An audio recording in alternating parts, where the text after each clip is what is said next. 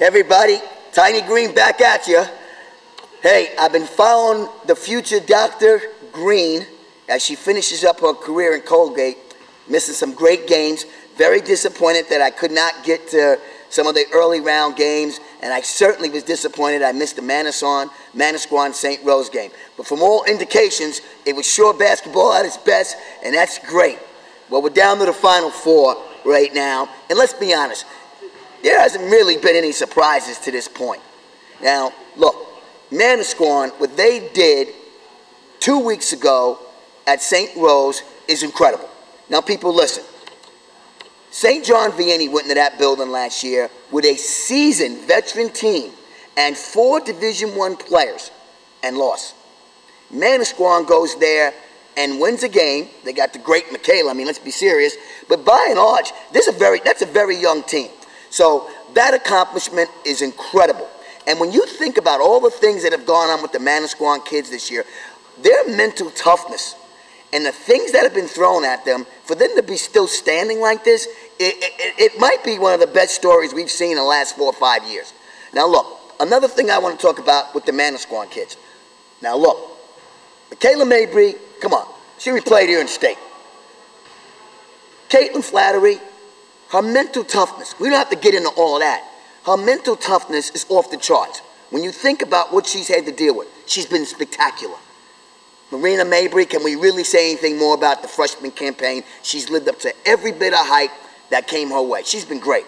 But people, this is not also a 3-man team. I don't like it when I hear that. 3-man team, 3-man team. No. The kids are listening to their coach and playing their roles. Look, Sullivan and Hageman have been terrific this year. And they've been fantastic kids because they're worrying about winning. Each kid has a role on the team to do. These 2 wonderful post players are doing their roles. And guess what?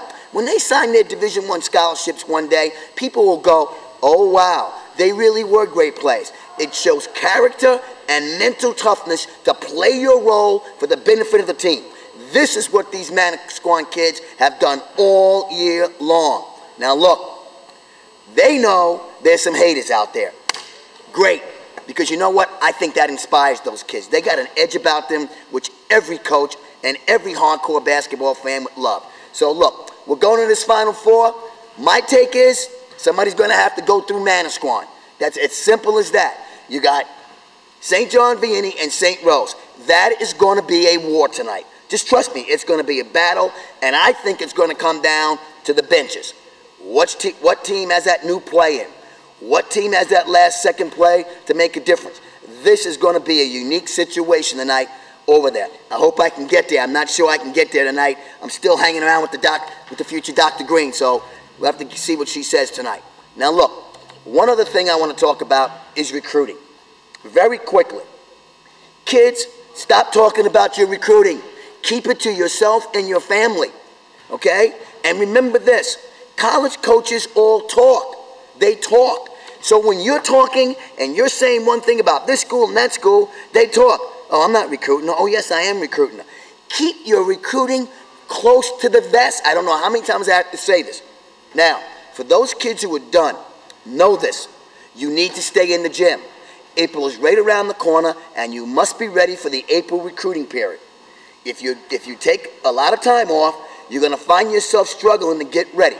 And if you haven't gotten an AAU team, go find an AAU team that gives you visibility. Stop worrying about whether your AAU team can win games or not. It's so overrated. What counts is this, visibility.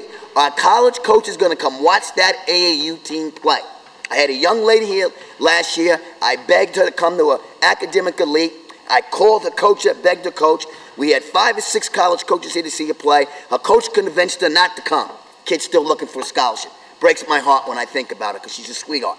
But look, you got to go where the coaches are and stop paying attention to anybody except you and your family when it comes to these decisions. If you can guess with another team, get out there and guess if your team's not playing that week. It's so important to be in front of coaches all the time. If you're not training, if you're not preparing for April, and you're not doing those type of things, shame on you. Especially the juniors. Because why? Come April, That's when you know where you stand in the recruiting wars. You don't get those phone calls, you're working an uphill battle. The beauty is, short conference, 9 Division I players in the junior class, maybe a 10th. 9. And that's not counting the ones we haven't seen yet, or Old Tiny Green don't know about. So look, good luck to everybody. I'll be back up and running next week, hopefully with some more written blogs, getting feedback from you guys. Have a great time tonight. I know we're going to show sportsmanship. I know that's going to happen, and I know we're going to have shore basketball. Tiny Green from the Hoop Group. Thank you.